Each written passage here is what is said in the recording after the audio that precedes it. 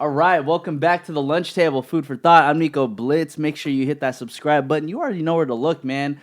Shout out to my next guest. I'm actually hella excited for this one.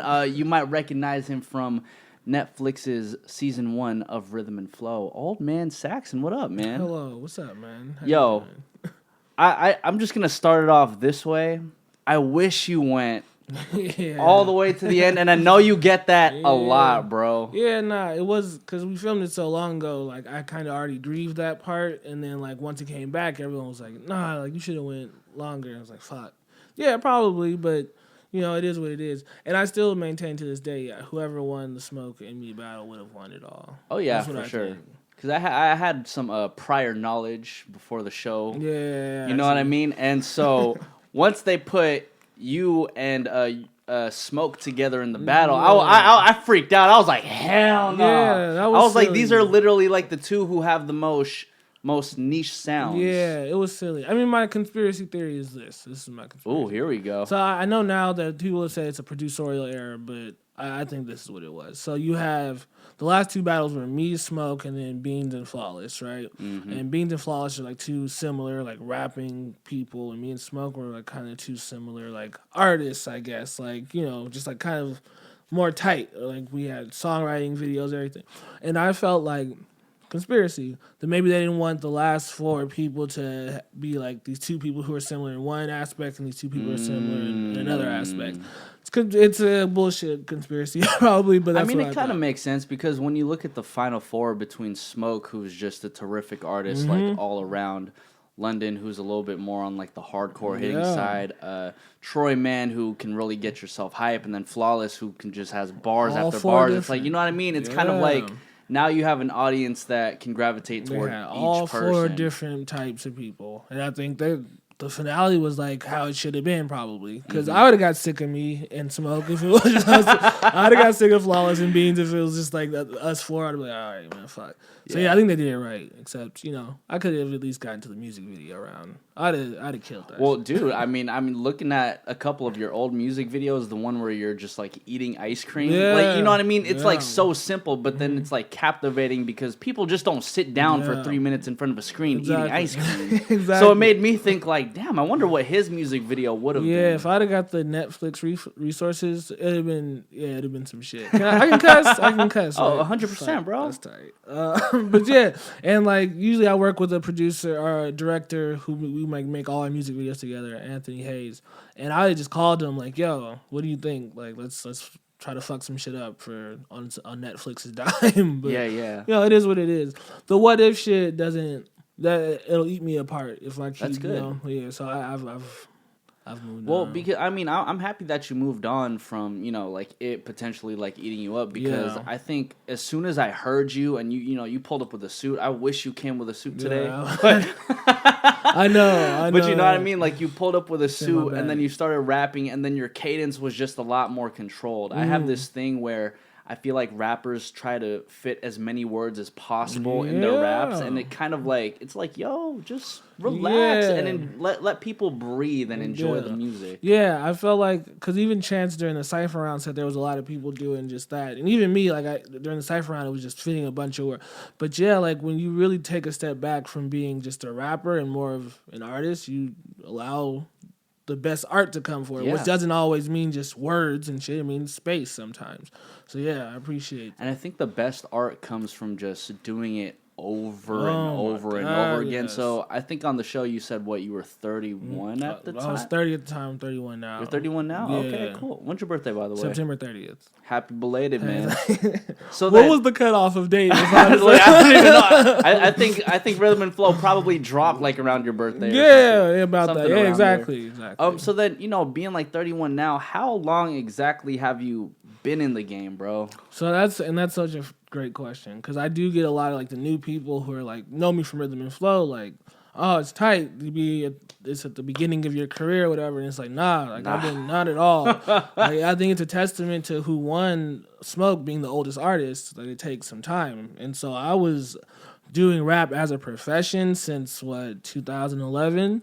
When I left college. Damn. 2011. Where'd you go to college? University of Colorado, Boulder. Okay, back in home. Yeah. And just that slow progression. And, you know, you can make a million excuses why it took so long. I'm not good at promoting. I think the art's always been there, but just like there's a whole nother aspect to it. But yeah, like 10 years of just like failures, ups, downs. But yeah, this is like, this could just be a blip on the radar too if we don't, like, you know, it could be like, damn, another 10 years. And like, remember that dude from Rhythm and Flow? Like, yeah, but yeah, this shit's been it's a long, long, long, arduous process. What would you say, like, has been, like, the difficulties trying to maneuver through the industry within the past 10 years? So things changing so fast, right? That's always been a thing where it's like, all right, so let me try to catch this sound or whatever, and then by the time you catch it, it's done, right? And I kind of had an epiphany earlier in my career, like, fuck the audience in a way. Like, I don't mean that to say, like, I want y'all to support me, but I'm just going to make shit I like. And a lot of the times in the artist process, it is coming up with these epiphanies that change how you work.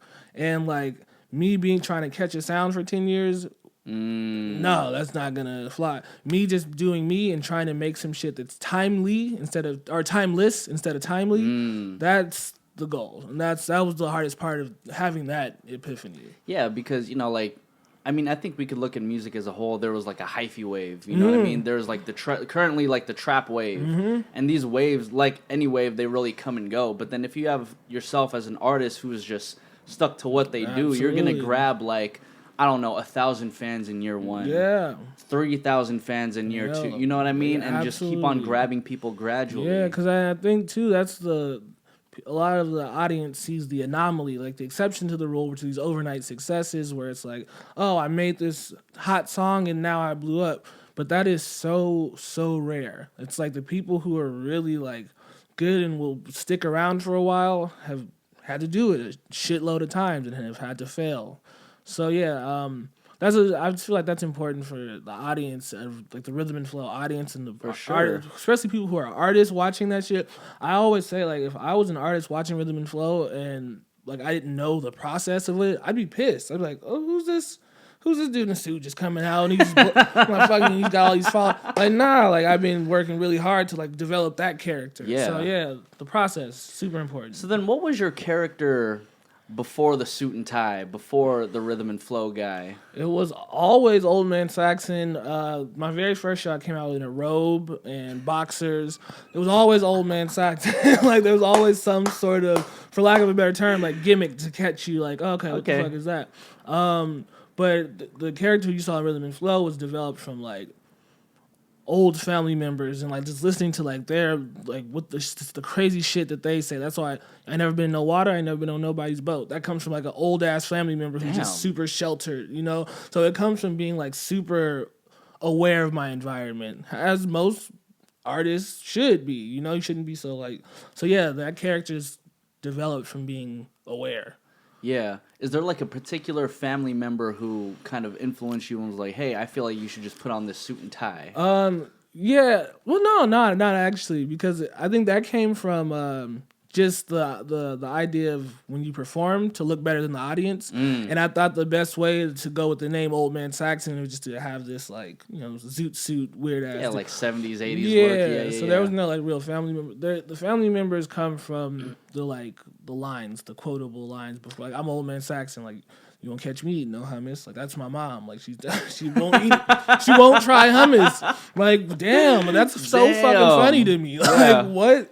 And then those lines also come from like being an audience member and hearing like rappers like shout out some shit that you don't necessarily know what the fuck it means. Like, yo, 8624, and it's like, I don't know what the fuck that means. So why can't I just say I have never eaten hummus and we just both go on with the show? No, for sure. Because even when you said the hummus line, I was like, I can't even remember a time a rapper said hummus in their raps. Like, who is this guy? You know what I mean? And it's like, I think like as a lyricist, it helps you out a lot more, like, because you're not using like 4 or 5 syllable words, you know what I mean? You're just using like an everyday term that rappers for some reason just don't use. Yeah, no, that's the whole idea of Old Man Saxon's like live show is to flip everything that I hate about rap shows. So like, wow, yeah, like the very first rap show I went to, I'm not gonna say who it was, but it was just these 2 dudes walking back and forth. And as a person who didn't know the lyrics either, it was just like underwhelming. Yeah, I was like, what is this? This is supposed to be a show.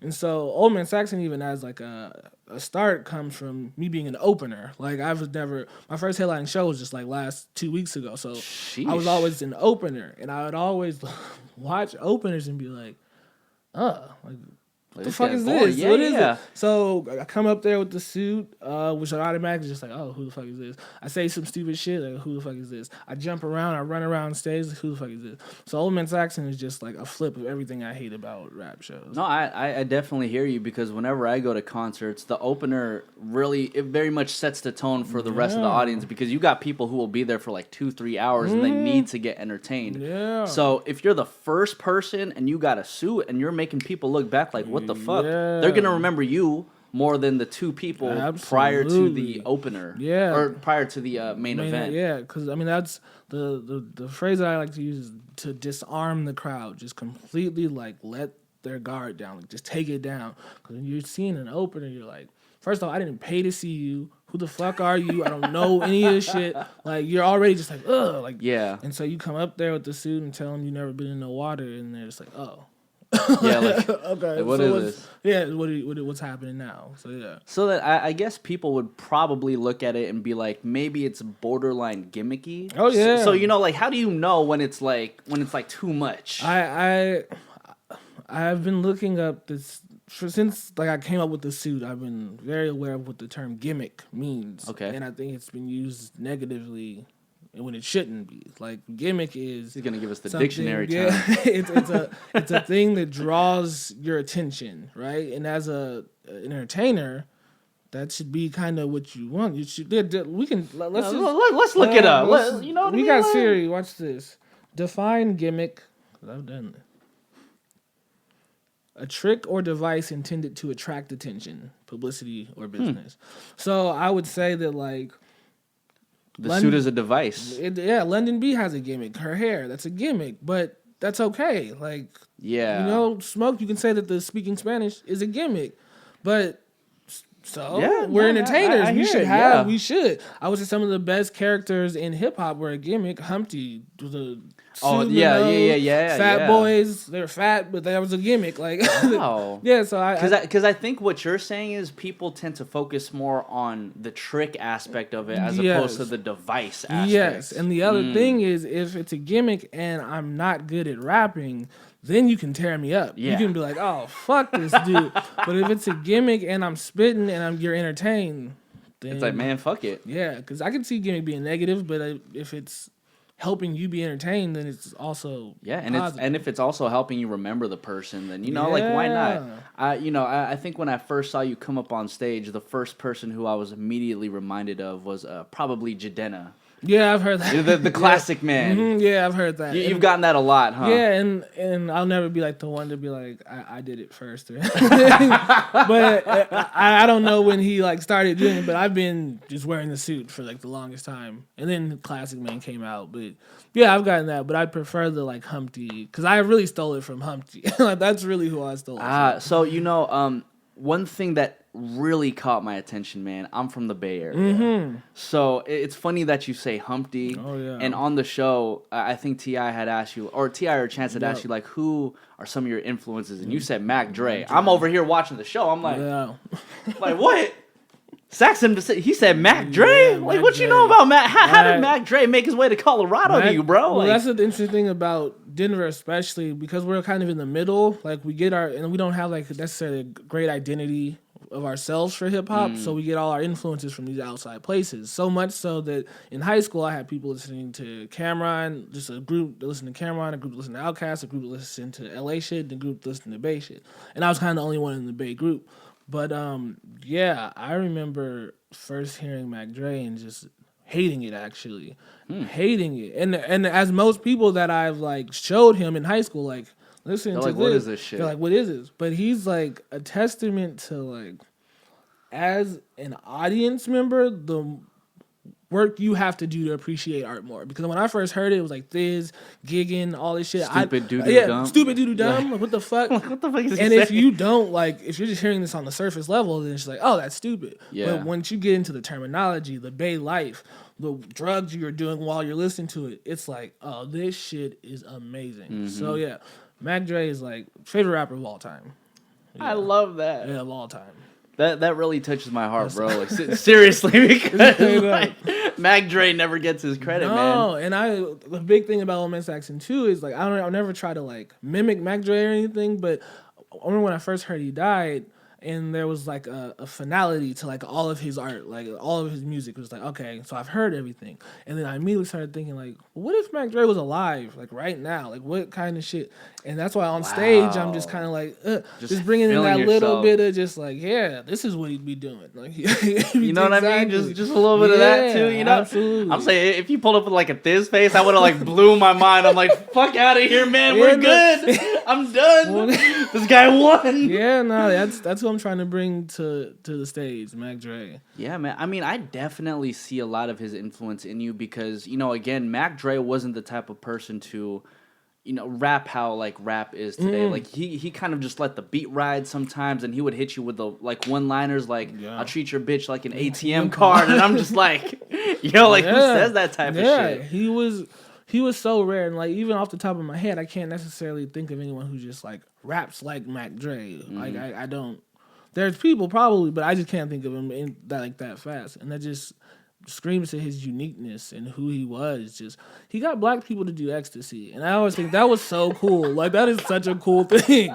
He just named some shit else and like, let's do this drug. Like that's impact. That's impact. It is impact. I mean, even if you go to the Bay, you see everybody. I mean, everybody knows what the Thiz is. You know what I mean? Everybody knows how to do the Thizzle dance and everything, and it's just like.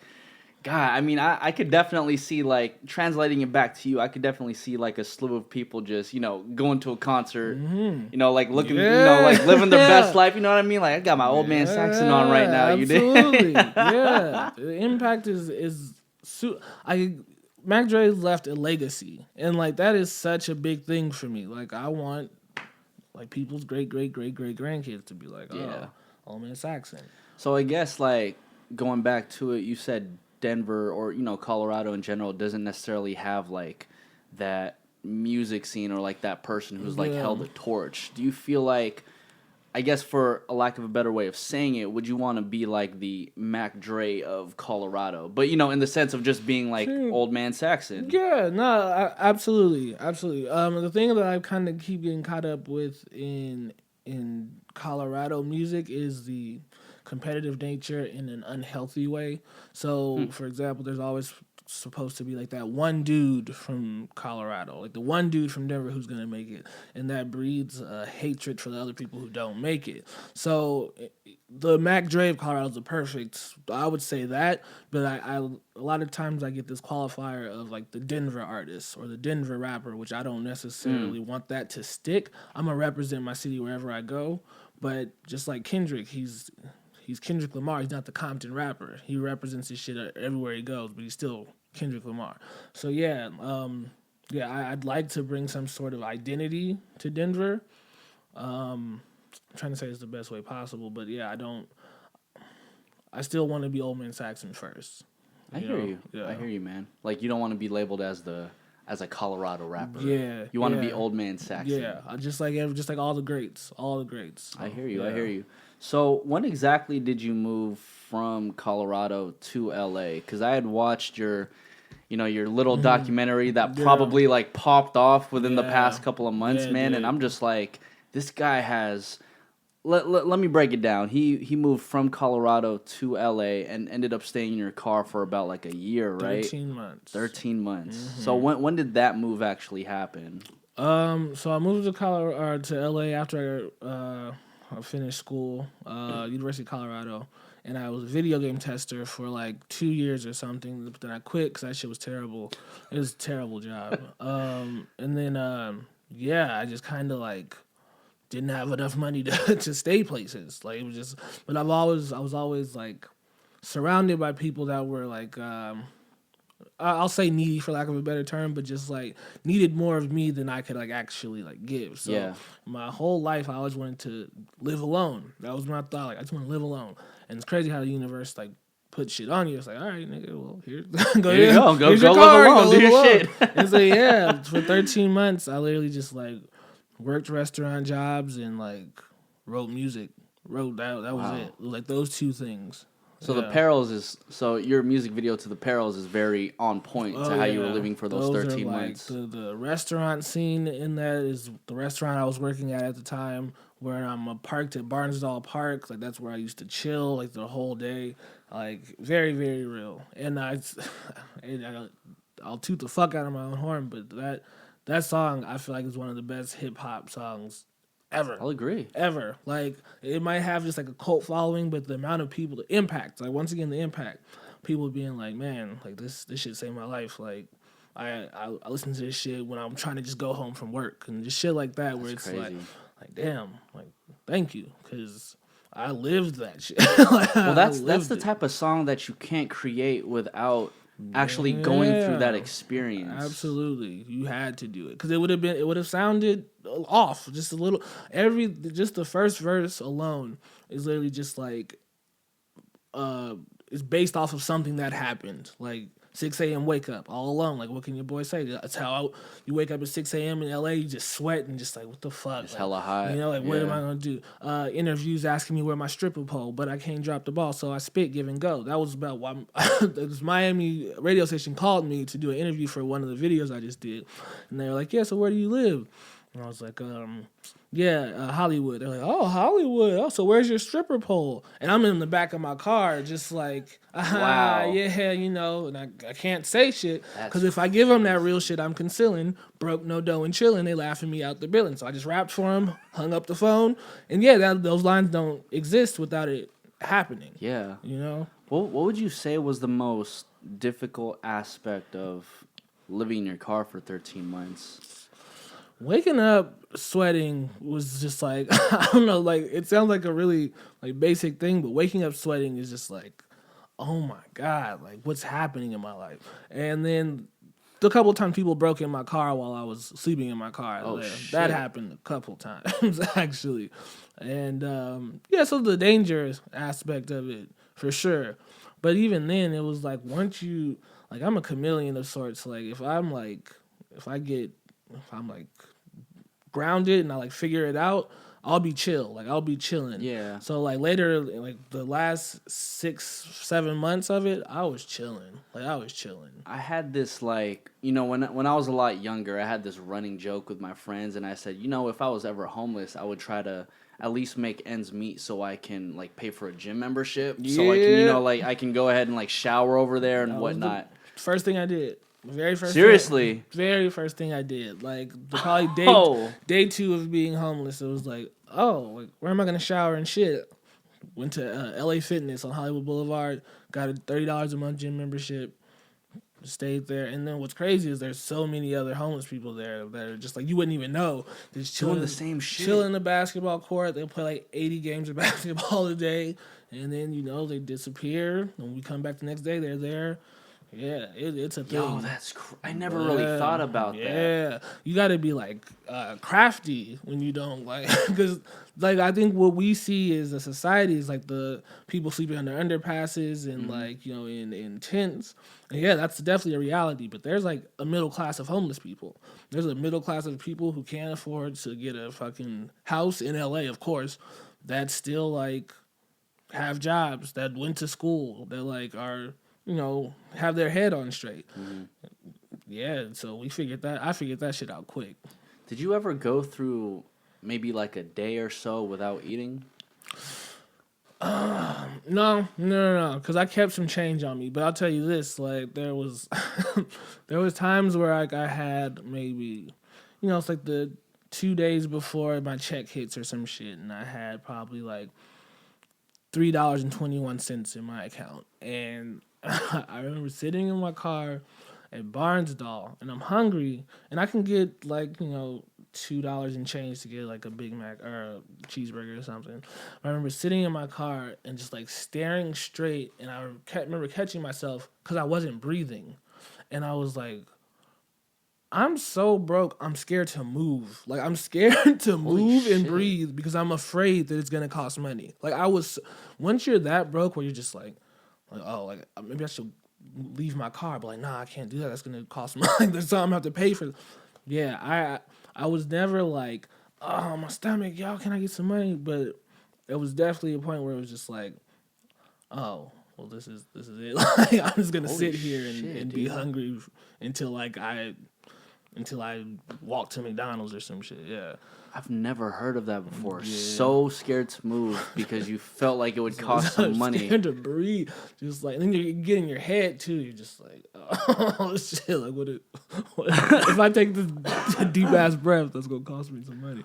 Would you say like that particular moment amongst all was like the tipping point of like, I need to like really get into gear with like this rapping shit? Nah, it really wasn't. It was I might have like some weird, like, some people might have called it cocky at the time when I was like broke and living in my car, but to me it was confidence, because cocky kind of like has a sense of obliviousness. Like, I'm not gonna make it. Like, I don't have anything going for me. I'm not good at rapping, but yeah, I got this show. For me, I was always just like, oh, this is temporary. This is temporary. Let me just keep rapping. Knew. Yeah, it wasn't like I gotta grind harder, y'all, to get out the situation. It was just like, for me, in the last 8 months, it was like therapy. It was just like, all right, so I got this time. Let me write. Let me just write so I can get the fuck out of the situation. That's all it was. Yeah, because at that point, since you have no money, you got all the time in the world. Yeah, that was that was the epiphany too, with like being scared to breathe, and because it was gonna cost money. Writing didn't cost shit. It didn't cost shit. So where did you write the Perils? Back in my car, mostly at Barnsdall Park in Hollywood. Because I had a job like on Los Feliz Boulevard, like really close. So I'd go to the gym. Just absorb just all that shit going on, work out, go back to Barnsdall, write, and then go to my job. And then after my job, because Barnsdall would close at like 9, I'd work in my job to like 10 or something. I'd drive to Echo Park, and I'd park like either by the lake and write, or I'd park on this like little, I think it was Coronado Street. It's like someplace like with the hill that like not a lot of people go by, sit there and write. I don't even know if this is right to say, but it sounds like, I don't think vacation is the right word. No. You know what I mean? But do you get what I'm saying? Like, it kind of sounds like you took yourself out of regular society to really find yourself. Absolutely right. It was, and I say this because I did a TED Talk about this whole situation, and for me, it was a rite of passage. It was literally like most people in college, especially at CU, you're rich, you graduate college, and then you take a year off to like travel and vacation. And I didn't have that shit. Like, I never had it. And especially for black men, we don't have like a rite of passage to be like from a boy to a man. Like, Jewish people have it, like even Latino culture, there's this like ceremony to be like, all right, you're on to the next thing. Even Asian culture, we just have like the straightforward path. Really? Like, you know what I mean? Like, go to middle school, go high school, go college, boom, you're good. And that can be a little confusing. I mean, if you're a person who believes in like ceremonies and shit, like you'll understand. But for me, it was like, it was something that needed to happen. Like, just needed to. And there was no point when I like first started to be homeless, or when I first like started living in my car, where it was like, man, maybe I should change this, or maybe I should call my mom. It was like, nah, I need to do this. I need to. So yeah, in a way, it was vacation. 100% it was vacation. So then how do you transition from living in your car to eventually getting on Netflix? Like, what was the time difference between that? I mean, from leaving my car, which was 2015 or 15. Oh, wow. Yeah, I had 2 kids, and then I got on Netflix. Like, that was even before I got on Netflix, that shit was like a whole chapter behind me. Like, a whole chapter. So then the chapter in between you living in your car and Netflix, you said that was like probably like a 4-year mark, right? Yeah. So then, where do the 2 kids like fit in? Like, they just don't pop up. Yeah, they did. Yeah, that's exactly what they did. One stroke too selfish. You know what I mean? Man, no, I promise. My pull-out game is amazing. But what happens, and here's a trick for everyone, is once you pull out, don't put it back. That's the goal. Leave it out. There you go. But even with that being said, like I'm so glad I had my kids. Both with the same woman. I love my fucking family. Are they twins or? Nah. So I was at a New Year's Eve party in Palm Springs at the Ace Hotel, and I'm just super fade. Hey, Happy New Year, everyone! Happy New Year. And I said Happy New Year to this one woman, and she said, "Where are you going?" And then we have 2 kids now. Yeah, I love them. Since then, man. Yeah, I love my family. But yeah, that shit happened like super fast. And I even said this, like, if I wasn't able to like go through that being homeless moment of like spending like shit ton of time just by myself, I wouldn't have been able to approach this situation of having 2 kids so abruptly.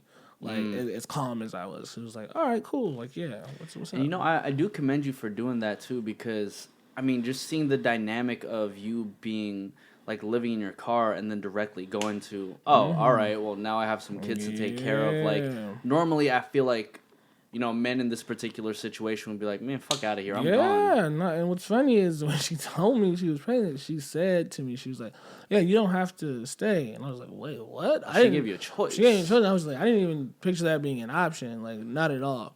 Because, talking about my kids, I'd freak out if I knew that there was just like a little girl who looked like me just running around. That'd be fucking crazy. So, yeah, no, I accepted that shit.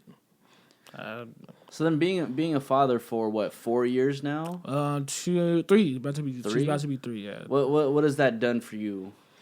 It's allowed me.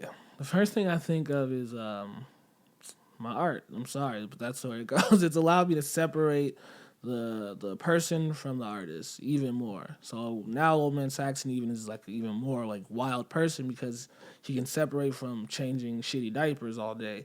And just having like that juxtaposition really helps me like flip a switch. Even like Old Man Saxon, you see me on the show, like I didn't talk unless I was performing because there's a switch. Like when I'm pretty like I have pretty bad social anxiety with people and just like so when I'm like off camera, I'm Saxon. I'm calling my girl. I'm FaceTiming my kids, and there's such a difference. There's such a juxtaposition between saying, "Hey baby, I love you. Daddy's coming home," to being like, ain't that about a bitch? You know what I'm saying? And so you have to I read your autobiography. Ain't that about a bitch? You know, there has to be a switch. So yeah, it really helped me like separate the two. And I love my kids and shit, all that shit. But like, yeah, for sure. I didn't like them for the first 6 months though. I maintain that they were annoying. I mean, well, for the first 6 months, you probably just don't know what to do. Yeah. I mean, but they're also just there's no give like back. They just shit and like they don't shit, piss, eat, cry. It's like, what more do you want from me? Yeah, like at least smile. Yeah. So then, come 2018 or 2019, because I've heard stories of, let's say CNG, for example, he got hit up maybe back in like December of 2018. Like, how did the opportunity arise for you to hop on Netflix's Rhythm and Flow? So I got another conspiracy theory. Oh, here we go. So how it happened for me, and I think for like Smoke and I think for like the real serious artists that they had on the show, I personally got the application a couple months before it was announced publicly. In December. I don't even remember. Something like that. Yeah, probably something like that. But I remember I filled out the application, and then a couple months later, it was tipped being like, hey, we got this show. Let's click the link, and it was the same application. My conspiracy theory is, if you were to put out an open call for rappers to just send you shit for like a big show, you're going to get a lot of shit, like literally just like bad shit. Mm-hmm. So I felt like they had a group of people who were like, okay, so they're kind of good. Let's get them this application first. Let's sift through the bullshit first, and then let's open call for everyone so that, we can get, first off, publicity, and then get some people we can like talk shit about too. So, yeah, I got that shit in, like, I'll say December 2, probably, yeah. Yeah. So that's it. You just filled out an application. Filled out an application that said Untitled Hip Hop Project, and there was no name to it or nothing. It was just, like, some generic name. Filled it out, waited, and it was so fast, like, so we filled it out a long time ago, and then, like, a couple days, like, before the audition, it's like, we need you here now, like right now. I was like, oh shit, like let me gotta dry clean my suit, like let's get it going. Yeah. But so then your first day on set, was it when you actually came up to perform in front of like Tip, Cardi, Chance? Yeah, but before that, we had to do another audition where we performed in front of like 4 producers in a hotel room, which was super weird. But we did that, and then it was Chance, Snoop, Cardi, and Tip. But we didn't know Snoop was gonna be there. We had no idea. Yeah. So that was scary as fuck. That was crazy. And so were there comments as accurate in the show? Were they as accurate as they were in real life? Well, there was one comment I wish they would have put in because Cardi says like, oh, you're the internet type dude, you that type of dude. And everyone else says that, and the last person is Chance. And he's like, yeah, I hear what you're saying, Cardi, but I got disagree with you. You have to see this dude live. Like, you have to see him live. And I remember hearing that and I'm like, that's the one I need to people to hear, because that's money. Like, that's like what I have the most fun doing, like interacting with my crowd like right then and there. So I was hoping that they had to put that in, but yeah, everything else they said was like pretty much verbatim. Got you. Yeah. And one dying question I really had was during the cipher round, right? It seemed like for your cipher and the cipher afterwards, everything was just cut super quick. 90% of my cipher verse. At least 90% of my cipher verse. Do you remember your whole cipher verse? Yeah. Let's hear it, man. It was, is there an instance where I missed this? Throwing fits with no fitness. Moments get momentous. Momentum gets intense. Hold up. Is he with this? Heard that he gets tricks like magician assistants. He don't, but let's pretend. This kid here's got a big, why even mention it? Because if them been there lyrics is what's gonna win this, then our synergy is off. I'm in a ring and energy, but then these niggas talk. They really need to get from me. I'm trying to get this guap. Or at least a penny, please. I hit him with, let's talk. Eventually, think the suit is gimmicky, but then he speak and he say it with his chest. Hey, I'm saucier than Putin-esque or running shit. I'm Putin-esque. Is this admissible in court? And it's simple. Cynicism got them hating even more. I can't hop into the story and always think they gonna reach me like all of my ladies love me and none of their names is Kiki, but I still like the song. And that was the whole verse. Damn, they cut that. Wow. Heard that he gets tricks like magician assistants. I was like, oh, they don't like that. As soon as you said the magician assistants, I'm like, yo. Cut all of it. What? But they also cut, because, and here's the other reason I think, because Chance kind of like, he was the only one that gave me feedback on the verse. And he was kind of like, I fuck with your antics, but you gotta come with more stuff. Like the verse has to be funnier, or like something. And I was like, that verse is hilarious. Like it was hilarious. So I think that there was, probably cut for time, but also like I don't think the feedback matched what I actually did.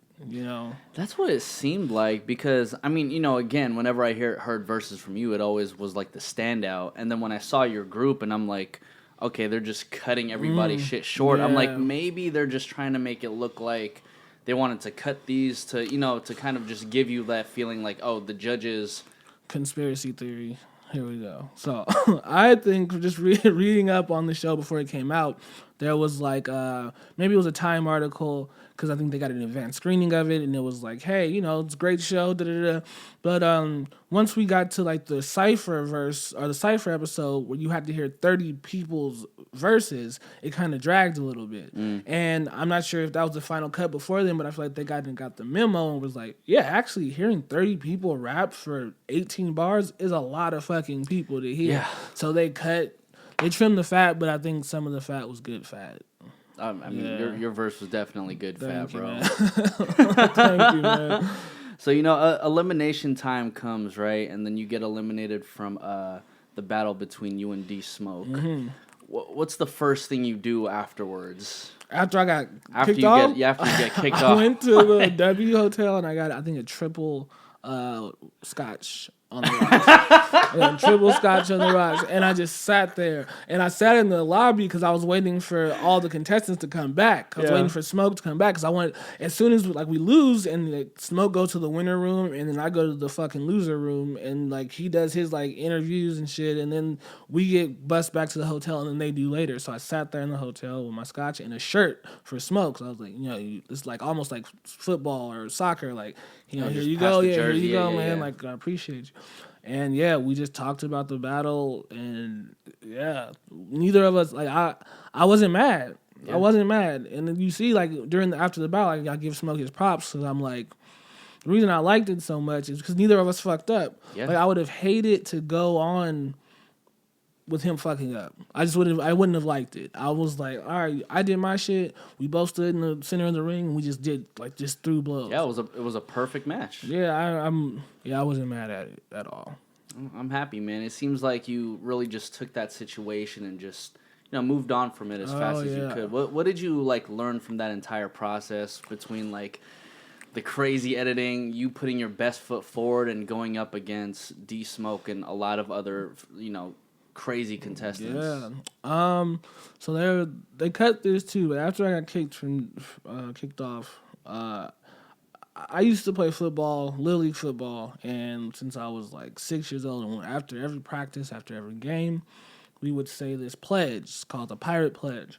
And the pledge is to participate, to do your best. And after I've done my best, to feel and say, I've done my best. To play my best. And after I've played my best, to feel and say, I've played my best. So I remember ending that shit and being like, I did what the fuck I had to do. I did my best. So even with all the crazy editing, with all the TV tricks and drama and all that, I could leave there knowing I can feel and say I did my best. I'm good. I was good. I think people need to have that mentality more, man. Oh, he got the iPhone buds wrapped around his fingers and whatnot. But yeah, no, absolutely, people should have that mentality. And your best differs from day to day. You can't always give 100% of yourself every day. Sometimes you're sick, but as long as you're doing your best, I went home feeling like I was on screen for fucking 5 minutes of that whole show. I was there for 2.5 weeks. I'm on screen for maybe 5 minutes of the whole show, and people fuck with me. People fuck with me. God damn. Yeah. You counted that. Yeah. Wow. Yeah, I'm on quick. I'm like, all right. I'm a blip. Yeah, I'm a blip on the radar. You made your impact, and I think, God, I want to compare it to it's making the music that you make, which is just extremely quality and extremely niche. Mm-hmm. And it's you don't have to go through a whole round of just well, this person sounds like this person sounds like, you know what I mean? But it's if you can make something so impactful, it doesn't matter how much screen time you get, how much whether your 15 minutes of fame is actually 1 minute or that 15 minutes is a year. Impact. I promise. Impact's super important for me. Super, super important. Man, God, shout out to you, man. I think I've really gained, I've really gained a lot of knowledge from this podcast. I hope everybody else has too. Couple last questions I gotta ask you, man. Any chance you'll be working with any of the contestants on music? Oh yeah. Troy Man just sent me a beat recently that I thought it was a pretty good hook for. And I think a lot of people want to see me and Smoke make some shit. Oh yeah. But yeah, I'm gonna wait till Smoke. He's busy right now. He's busy. Wait till the smoke clears, so to speak. Yeah, but he knows. Yeah, and also because I'm just so to myself. If the artists, if y'all want to come to me, that's how it's gonna have to happen. Come to me, and we'll do some shit. Yeah. Any projects on the way? Because I know you had just dropped a couple singles. I gotta say, Got No Chill. Yeah. As soon as I heard that shit, I was immediately reminded of Mac Dre. Right? I was like, yeah, this is my shit right now. Hell yeah, thank you, man. Oh yeah, I got an album coming out, The Peacock Honey, December 6th on everything. The Peacock Honey? The Peacock Honey. So naturally, the last question I gotta ask you is why are you naming it The Peacock Honey? I'd like the audience to interpret it before I tell. Okay. Yeah. Fair enough, man. Fair enough. Old Man Saxon, thank you so much for dropping by the lunch table, man. I really appreciate it. Thank you, man. And I will say this again. This man should have won. Definitely one of my favorite artists. As soon as I heard your music, man, you instantly became one of my favorite artists. Off tops, bro. Where can everybody find you? Old Man Saxon on everything. Google, Instagram, Google. If you Google him, everything's gonna show up. Old Man Saxon, Twitter, all that shit. You gotta plug the merch too, man. Oh yeah. Yes, these shirts. I'm oldmansaxon.com. I'm oldmansaxon.com. You find all the merch. But I got 3 albums already. Catch up. All of that. Catch up, man. That's 10 years in the fucking making, man, and hope a lot more music to come. Absolutely. This is the lunch table, food for thought. I'm Nico Blitz, Old Man Saxon, and we are out, everybody. Yay! Bye.